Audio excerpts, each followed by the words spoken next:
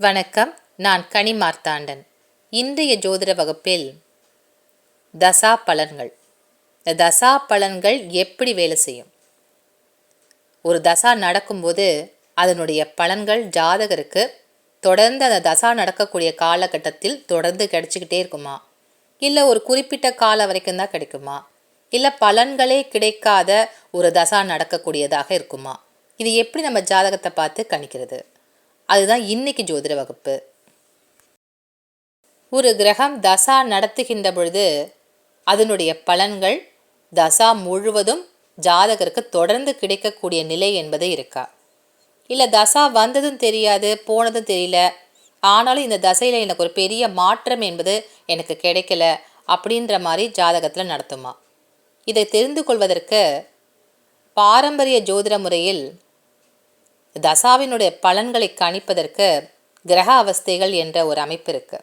இந்த கிரக அவஸ்தைகள் மூலமாகத்தான் அந்த கிரகம் எப்படிப்பட்ட ஒரு பலனை ஜாதகருக்கு தன்னுடைய தசாவில் தரும் அப்படின்றத நம்ம தெரிஞ்சுக்க முடியும். எந்த கிரகம் தசா நடத்தினாலும் அந்த கிரகம் நிற்கக்கூடிய டிகிரி என்னன்றதை பார்க்கணும். அந்த டிகிரியை அடிப்படையாக வைத்து தான் அது தரக்கூடிய பலன்கள் துரிதமாக வேகமாக ஜாதகருக்கு கிடைக்குமா, இல்லை வந்ததும் தெரியாது போனதும் தெரியாதுன்ற மாதிரி இந்த தசா நடக்கப் போகிறதா, தசாவில் மாற்றம் இருக்குமா இருக்காதா, இப்படி பலன்களை தெரிந்து கொள்வதற்கு ஒரு கிரகம் என்ன டிகிரியில் இருக்குன்றத பார்க்கணும்.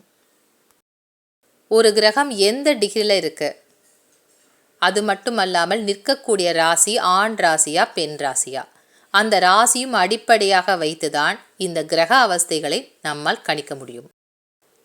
12 வீடுகளில் 6 வீடுகள் ஆண் ராசிக்குரிய வீடுகள், 6 வீடுகள் பெண் ராசிக்குரிய வீடுகள். ஆண் ராசிக்குரிய வீடுகள் மேஷ வீடு, மிதுன வீடு, சிம்ம வீடு, துலாம் வீடு, தனுசு வீடு மற்றும் கும்ப வீடு.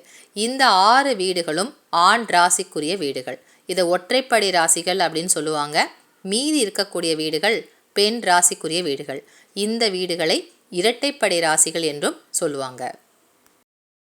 எந்த கிரகம் தசா நடத்துகிறதோ அந்த கிரகம் நிற்கக்கூடிய வீடு ஆண் ராசிக்குரிய வீடா பெண் ராசிக்குரிய வீடான்றதை முதல்ல பார்க்கணும்.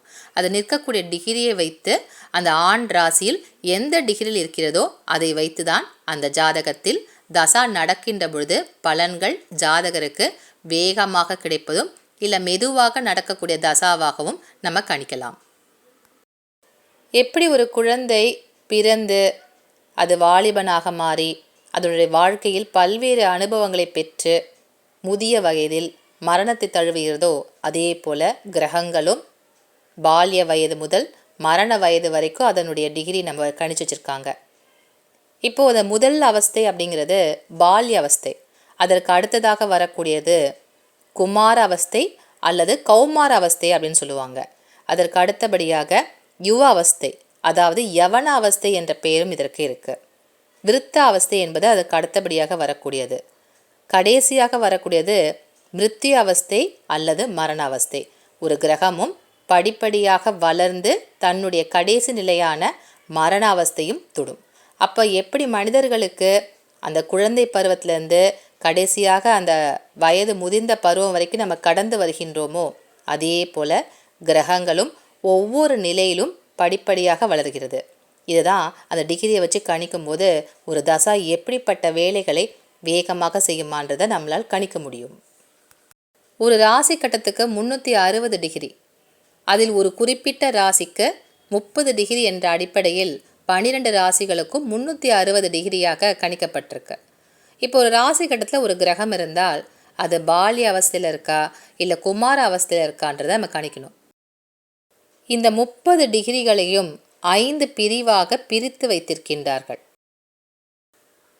ஒரு கிரகம் நிற்கக்கூடிய டிகிரி 0 டிகிரிலேருந்து 6 டிகிரி வரைக்கும் இருந்தால் அதற்கு பால்ய அவஸ்தை, அதாவது குழந்தை பருவத்தில் அந்த கிரகம் இருக்குது அப்படிங்கிறத நம்ம எடுத்துக்கணும். 7 டிகிரிலேருந்து 12 டிகிரி வரைக்கும் இருந்தால் அதற்கு பேர் குமார அவஸ்தை அல்லது கௌமார அவஸ்தை அப்படின்னு சொல்லுவாங்க.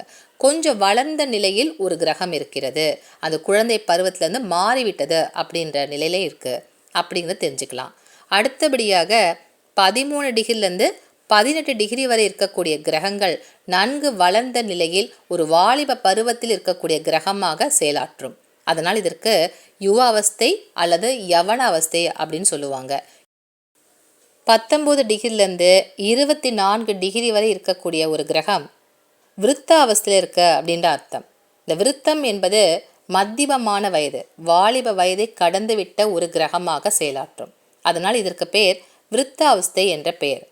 அடுத்தபடியாக 25 டிகிரிலேருந்து 30 டிகிரி வரை இருக்கக்கூடிய கிரகம் மிருத்திய அவஸ்தையில் இருக்குது. அதாவது ஒரு மரண அவஸ்தைப்படக்கூடிய கிரகமாக ஜாதகத்தில் இருக்குது. இப்படி இந்த கிரகங்கள் நிற்கக்கூடிய டிகிரியை அடிப்படையாக வைத்து தான் அது எந்த நிலையில் இருக்குது, எந்த பருவத்தில் இருக்குது அப்படிங்கிறத நம்மால் கணிக்க முடியும். ஒரு கிரகம் எந்த பருவத்தில் இருக்குது அப்படின்னு கணிப்பதற்கு கண்டிப்பாக டிகிரி பார்க்கணும். இப்போ இந்த ராசி கட்டத்தில் நம்ம செவ்வாயை பார்க்குறோம் அப்படின்னு சொன்னால், செவ்வாயினுடைய தசாவை கணிக்கணும் அப்படின்னு சொன்னால் செவ்வாய் நிற்கக்கூடிய டிகிரி என்னன்றதை பார்க்கணும். அடுத்தபடியாக அது நிற்கக்கூடிய ராசி வீடு, அது ஆண் ராசியா பெண் ராசியா. இப்போ செவ்வாய் நிற்கக்கூடிய வீடு மிதுன வீடு. அப்படி என்றால் ஆண் ராசியில் செவ்வாய் அமர்ந்திருக்கின்றார். அவருடைய டிகிரி என்ன? இப்போ ஒருவேளை செவ்வாயினுடைய டிகிரி ஒரு 8 டிகிரியாக இருக்கா அப்படின்னு சொன்னால் அது குமார அவஸ்தையில் இருக்கக்கூடிய நம்ம கிரகமாக எடுத்துக்கணும். ஏன்னா 7 டிகிரிலேருந்து 12 டிகிரி வரை இருக்கக்கூடிய ஒரு கிரகம் குமார அவஸ்தையில் இருப்பதாக எடுத்துக்கணும். இப்போ ஆண் ராசியில் இருந்தால் அதற்கு என்ன கணிப்புகள் இருக்குது, பெண் ராசியில் இருந்தால் அதற்கு என்ன கணிப்புகள், அதற்குரிய அட்டவணை என்னன்றதை பார்க்கலாம். ஆண் ராசியில் இருக்கக்கூடிய கிரகங்களை நம்ம அந்த 0 டிகிரிலேருந்து 30 டிகிரி வரைக்கும் அப்படியே எழுதலாம். அதாவது 0 டிகிரிலேருந்து 6 டிகிரி வரைக்கும் பால்ய அவஸ்தை, 7 டிகிரிலேருந்து 12 டிகிரி வரை இருக்கக்கூடிய கிரகங்களை குமார அவஸ்தையாகவும், 13 டிகிரிலேருந்து 18 டிகிரி வரை இருக்கக்கூடிய கிரகங்களை யுவ அவஸ்தையாகவும், 19லேருந்து 24 டிகிரி வரை இருக்கக்கூடிய கிரகங்களை விருத்த அவஸ்தையாக எடுத்துக்கலாம்.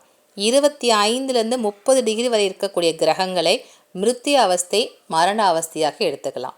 அதாவது அந்த ராசி சாட்டில் இருக்கக்கூடிய கிரகங்களை அப்படி வரிசையாக பால்ய அவஸ்தையிலிருந்து மரண அவஸ்தை வரை அப்படி நம்ம கிரகங்களை வரிசைப்படுத்தி விடலாம்.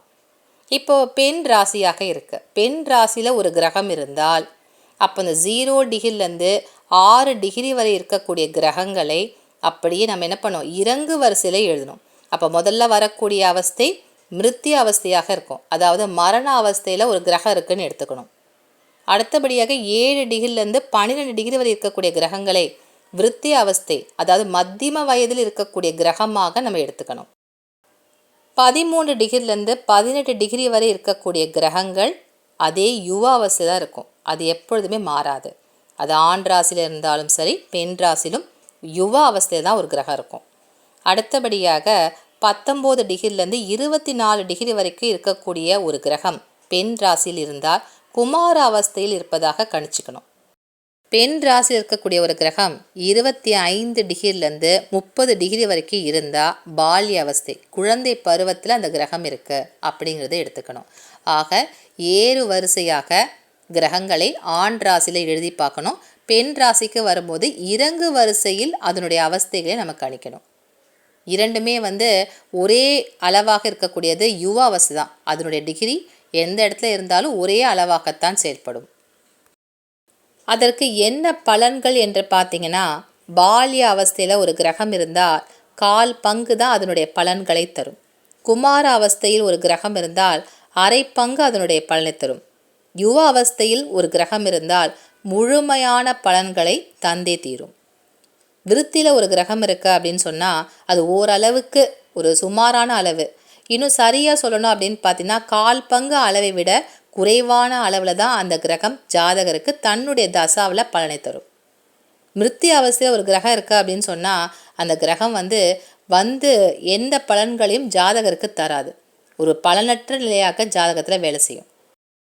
இந்த கிரக அவஸ்தைகளின் மூலமாக ஒரு கிரகம் ஜாதகத்தில் தசா நடத்துகின்ற பொழுது அதனுடைய பலன்கள் ஜாதகருக்கு வேகமாக கிடைக்குமா இல்லை கிடைக்காதா அப்படிங்கிறத நம்ம கணிக்கலாம். எப்படிங்கிறத ஒரு உதாரண ஜாதகத்துடன் இப்போ நீங்கள் பார்க்க போகிறீங்க. இந்த உதாரண ஜாதகத்தில் நான் லக்கணத்தை குறிப்பிடலை, கிரகங்களை மட்டும்தான் எழுதியிருக்கேன்.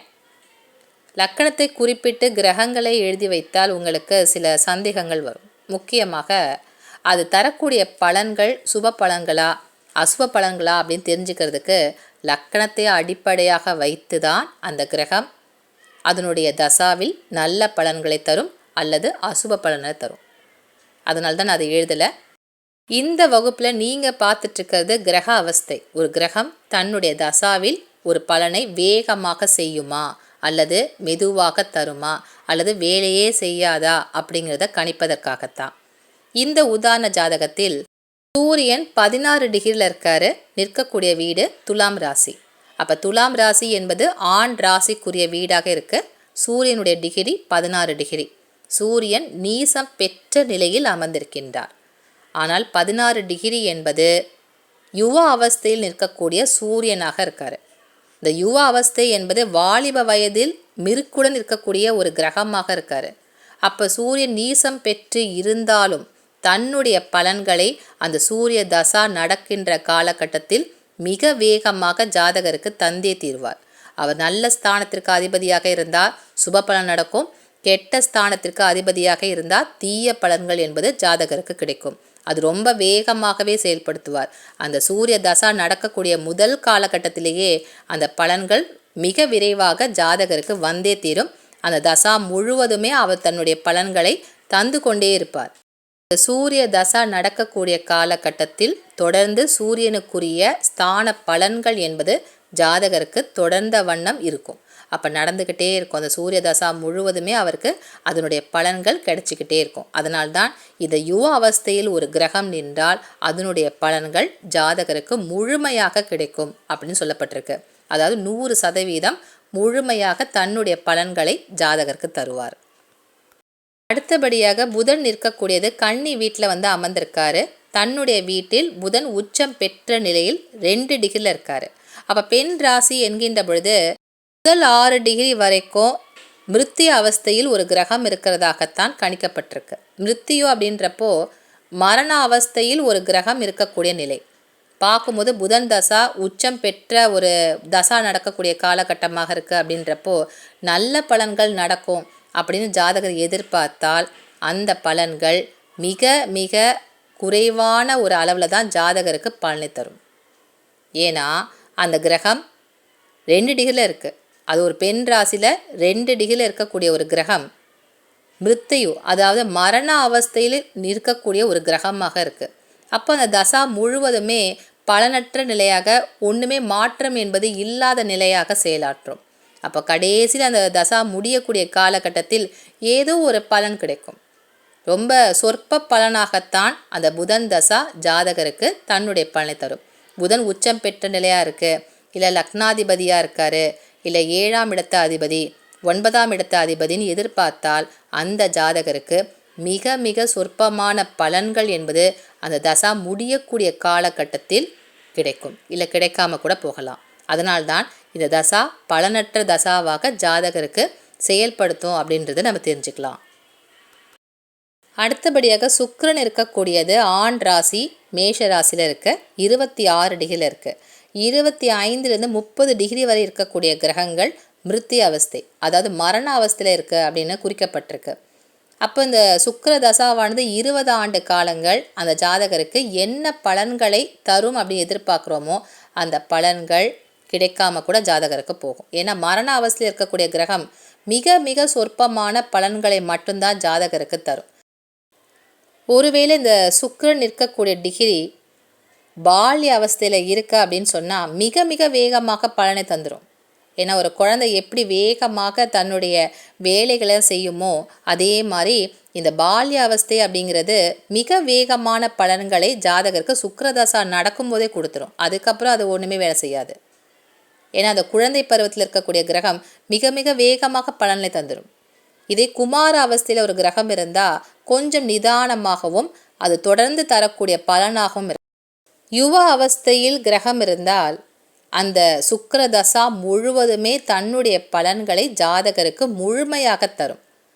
அடுத்தபடியாக விருத்த அவஸ்தை. இந்த விருத்த அவஸ்தையில் இருக்கக்கூடிய கிரகம் முதல் பாதியில் கொஞ்சம் வேலை செய்யாது, பிற்பகுதியில் அது வேலை செய்ய ஆரம்பிக்கும். பிற்பகுதியில் ஓரளவுக்கு தான் பலனை தரும், ரொம்ப அதிகமான பலன்களை தராது. மரண அவஸ்தையில் ஒரு கிரகம் இருக்குது அப்படின்னு சொன்னால் அது கால் பங்கு மடங்கை விட குறைவான பலன், மிக சொற்பமான பலன், 1-2 விஷயங்கள் தான் நடக்கும் அப்படின்னு நினைக்கலாம். அப்போ அந்த தசா முழுவதுமே பலனற்ற ஜாதகருக்கு இருக்கும்.